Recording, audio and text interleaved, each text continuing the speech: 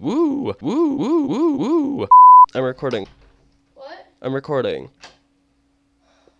Sorry. Hello everyone, Guysmith here, and today we are back in Revenge of the Sea Team.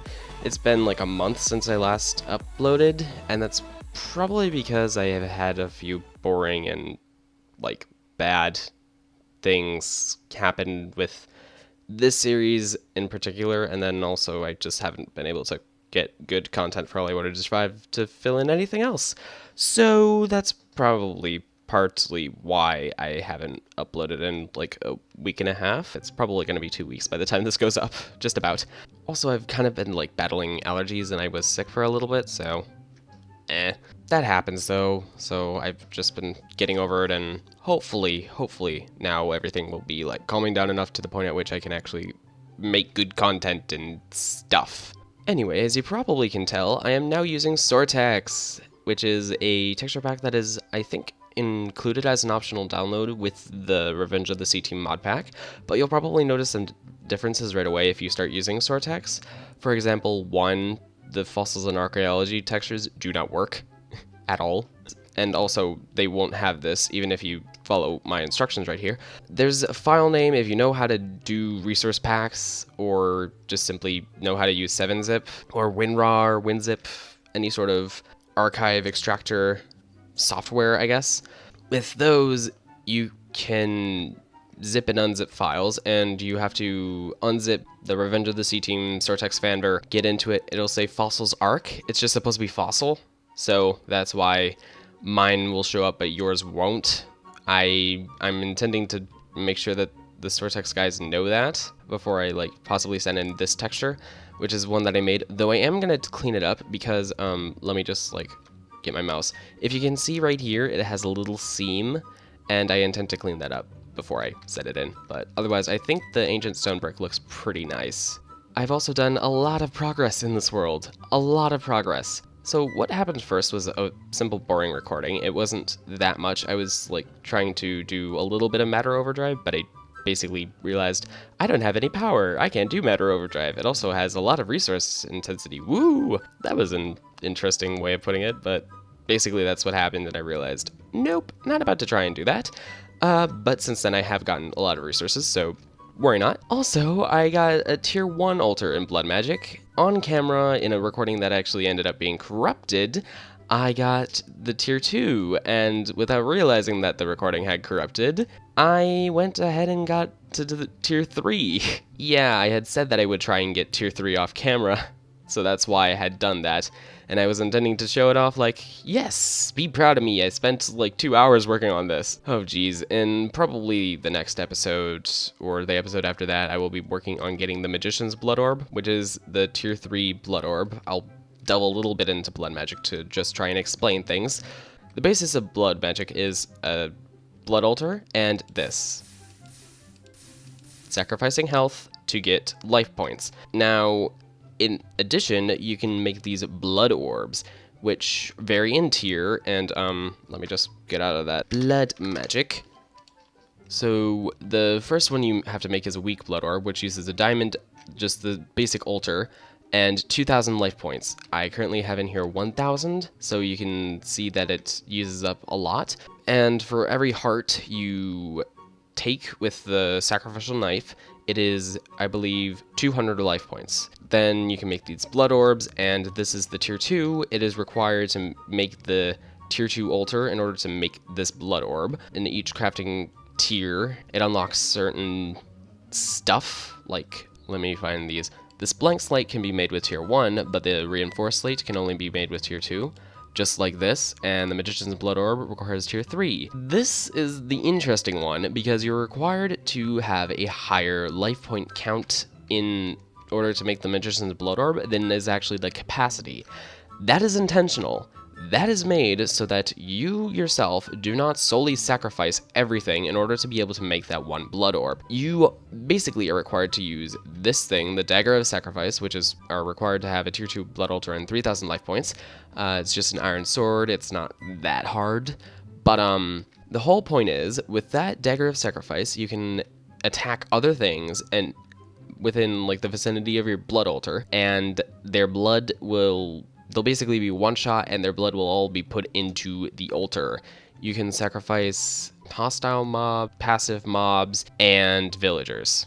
Villagers are especially good for that because they give you 2,000 per villager. That's pretty powerful, if I do say so myself. And if anyone has, at least at the time of this video's release, if anyone has heard of the thing where basically you get like negative effects for killing villagers, that has not been implemented. It was alluded to, but it hasn't been implemented, at least at this time. This divination sigil, basically it allows you to have a Wayla tooltip. You can just click with this if you have Wayla disabled, or you can just click in the air to have your soul network essence. The soul network is a whole nother complex system, but basically it is what your blood orbs are. Your blood orb is kind of like, the soul network is, I guess, it's an invisible thing, but it's attached to your blood orbs and any like bound items that you end up making. More on that later. But the blood orbs themselves, you can put them in an altar, and lo and behold, it's sucking up essence, and you can see that it's up now. And currently I'm not using anything over time, so I can just sort of like leave my blood orb in there, let it soak everything up. There, see? Blood orb, and there. Also off camera, I made this downstairs area, as you probably can tell. I almost forgot that this was brand new, because literally after I recorded the first episode, I made this, so yeah. I'm using the polished stone brick for Tinker's Construct, and some, like, this stuff. Oh, and also, Artifice textures. These are not included in the standard Sortex texture pack either. I actually made these myself. If I do say so myself, they're pretty cool. I do intend to send them in. I might polish them up a little bit, make them a little more fine-tuned. I feel like they have a slightly waxy look to them, like they're glossy. Though I do know that limestone is, like, granulated. It can, when smoothed, look glossy. And I would figure that cobblestones would be a little bit glossy, I guess, from having been hit with a pickaxe. But I want to try and make sure that they are a little more rough like this, instead of just, they almost look too smooth with this. That's just my opinion. If you think it looks good as is, I guess it'll be tweaked a little bit. I think it'll look a little more fine-tuned. That's just what I'm thinking. And then concentrated essence berries. I have the essence berry bushes all here. I'm gonna get 3 more, and any others I'll just store away in my chests. And I have the liquid XP tanks so that I can store all the XP that I need with the XP drains. And then I want to actually tell you why my footage corrupted. I'll get to that next. My footage corrupted for the last recording because of this thing. With Fraps, sometimes when you crash your game, your footage will corrupt.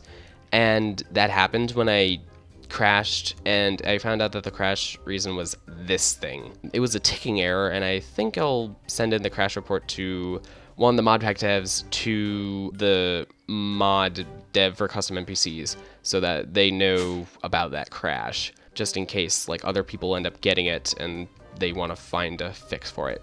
Then over here I have made a kitchen with the Cooking for Blockheads mod. So basically, for cooking with blockheads, it's a multi-block kitchen. How do I explain this? The sink basically enables crafting recipes that involve water. The oven is like a furnace, essentially. The cooking table is, well, it's like a list, and you can make just about anything. So let's see, where's stock? I guess I'll just make some flour. Click, and you basically can make stuff. I throw it in here, and it's saved. And the fridge basically is just like a chest. And then these are all the tools from Pam's Harvest Craft.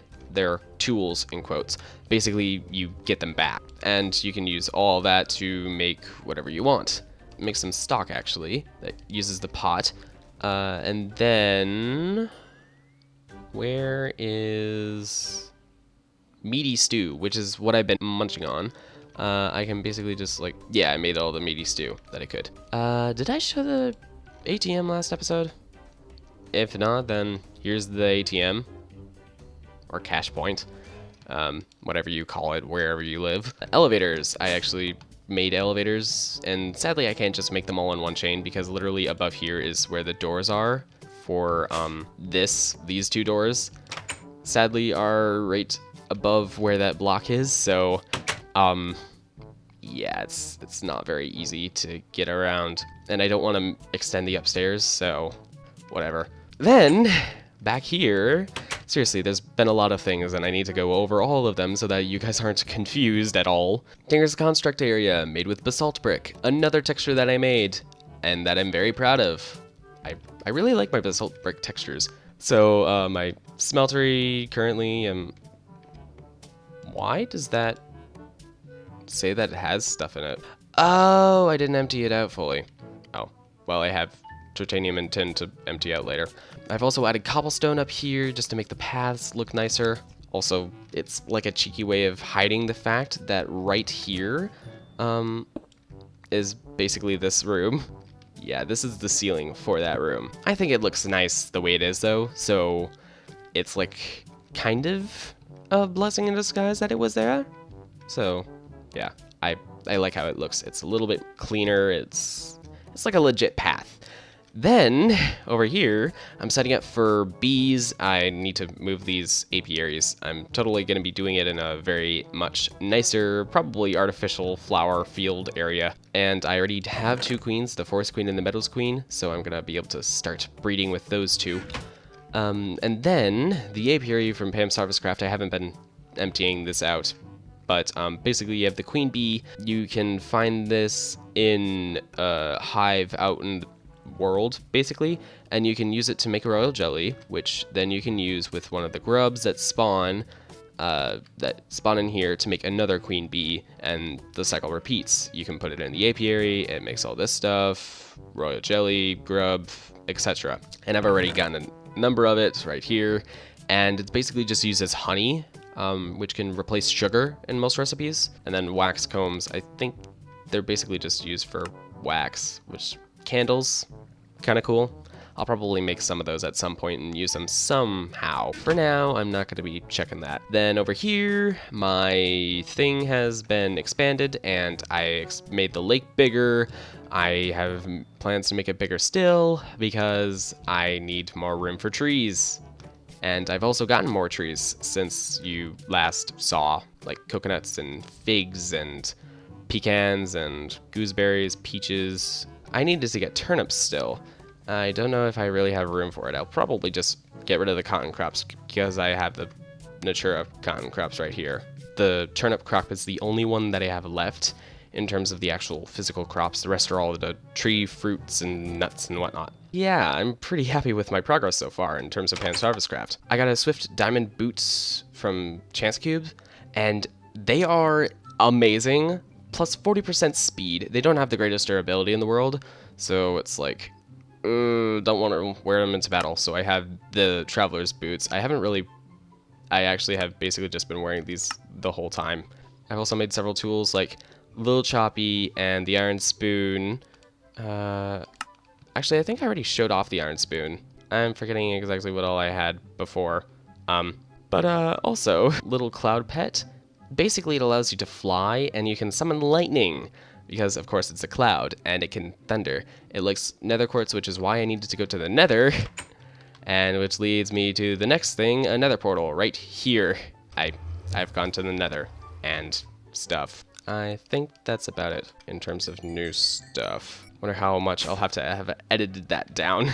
And I also made this room, which is going to be my room for storage and Project Red stuff. My Project Red storage system, which is what I'm going to be working on this episode. So in here I have, I think, all the stuff that I need in terms of like dyes and everything. I don't know about the router utility because it's still in here, but I don't know if it has a crafting recipe, but I don't know if it's usable anymore because, well, but you're supposed to just be able to click in air and it is supposed to bring up a GUI. It doesn't, so I'm not sure whether or not it's actually usable anymore. So yeah. So what I need to do is first of all make some of these item transfer pipes. I'm gonna do that and that.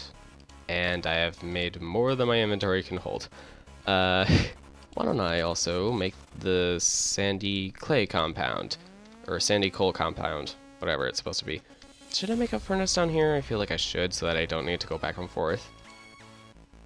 And I can store it if I don't need it. Let me just put it right there. And I need to smelt that. Silicon bowl. And then... This is the most annoying bit, getting silicon. Well, one of the more annoying bits, if anything. I think I need 2 of those. Just let it burn like that. Silicon, you go away, I don't need you. Fuse silicon, infuse silicon. Okay, we're getting somewhere. I need some dyes for this, so... Wait, oh, I have it in my inventory already.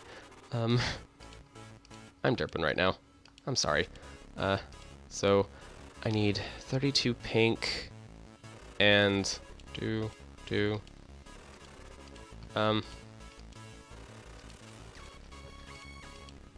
64. Ooh, I think I need more because I need 12, which is 8 times 12, which is 96. Oh, great. That should do for now, anyway. I'm all over the place. I'm sorry. So let me just. Oh, jeez. I'm gonna make a legit crafting table right now. It's nice to have this portable crafting table, but I can't actually shift-click recipes in it. And while I'm at it, I'll just make a crafting station. And you know what? I'll store some stuff in here. General layout in terms of requirements for this. For corners, you're supposed to use a routed junction pipe, and especially if in the case that there's like a Y junction like this, or any sort of junction, you're supposed to use a routed junction pipe, which uses other dyes. 96 orange, 96 magenta. I need to go and grab orange dye. I think I have orange flowers in this shit. Does each one only make 1? Oh dear. I don't know if I have enough. That's 2 no logic chips. Oh geez, I'm out of iron in there. I need more iron. Oh, I need... Oh, that's why it wasn't working. So I need the 24 for the 12 chests. 29 I think should be enough. There we go. That's for the 1 dump chest that I should also set up. This can be the dump chest. So like just like get rid of the ore berries, I guess. Send them all away! Even though I haven't even hooked it up yet or made the correct pipes yet. I need to make these, which require the green and red Illumar. Routed junction pipe. I realize I also didn't make the 2 sets that I was intending to. This is probably one of the most boring episodes you will probably ever see. I'll just convert all these into nuggets really fast, and then any ones that are left I can just make back into ingots. Are you still recording? Yes. I'm drawing, so... I would prefer if you left. Well, I would prefer if I could draw.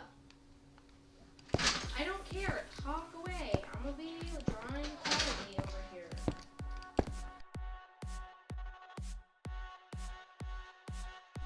This is time consuming. Extremely time consuming. Routed interface. Okay, so this one gets AtomicStryker chip. Need to make it a blacklist, and all others default. I haven't set up any chests for it to actually extract into. Also, this is not supposed to be an interface pipe. Okay, so it's automatically going to the correct chest. I don't need to use microblocks to separate them. So I need to make the item responder chips. I ran out of redstone. This is very resource intensive, as you probably can tell. A lot of money per year. I'm recording you now. I know. They can hear about my money issues. Guys, my phone hasn't been working and I'm depressed. I don't think they really care about your phone issues. Alright, so make sure all these are on blacklist. All default. Okay, so I can install, if they have items, that and that. Alright, so, okay, so now I have my system set up, hopefully, for this. Yes, it pulls all the items. Oh, everything's in a list like this now? Well, that's a lot more handy than the pages that were in the old versions. Definitely more handy. And I see everything? Yes. Yes, I do believe I do. Anything that I don't need, I can just toss in there. Now I'm gonna need more orange, so do I have any other red flowers? I have the Illumar for another set of junction pipes, but I don't think I need them. Actually, I might with this many better barrels. I need more chips though in the first place. So, I need more red dye. Oh, cool. Whenever something goes through, it has a little bubble effect now. Okay, that's neat. That is neat. It's that one. And okay, 2 more chips. I seriously need more stuff. I guess my project grid system is starting to happen, I guess. I still haven't hooked up any of the better barrels. I'm pretty sure that they should work just fine though. We'll have to do more of this off camera because I think I've recorded for plenty of time now. Yeah, progress. Kind of. We're getting there. We're getting there. We have the basis of the system. We just need to expand so that we have all the chests and then work so that we have the better barrels. Because, yeesh, that is going to take a while. And they seem to automatically go to the west, which would mean west and south.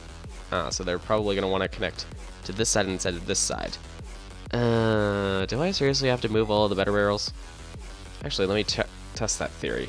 No, they're actually connecting to the rest, to the west and north. Well, that's nice. That works for me. I thought I would need to, like, put on stuff, like microblocks on the sides of those better barrels to separate them. But no, I didn't have to, which is great, because I honestly don't want to have to go through that kind of a hassle. So thank you so much for watching this episode. It's not particularly the most interesting, but next episode we'll hopefully have more stuff like chance cubes and blood magic. Leave a like if you enjoyed this episode and you want to see more of this series, and subscribe if you want to see all the... if you, I guess, want to follow what I do on my channel. I bet you all know the subscribe function at this point. Anyway, thank you so much for watching this episode one last time, and this is Guy Smith signing off. Until next time, take care. I'll see you guys. Bye!